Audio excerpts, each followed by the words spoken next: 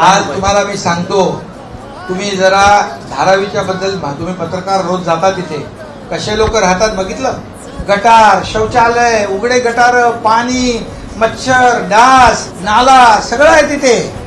एका एका घरामध्ये 10-10 लोक राहतात छोट्या खोलीत.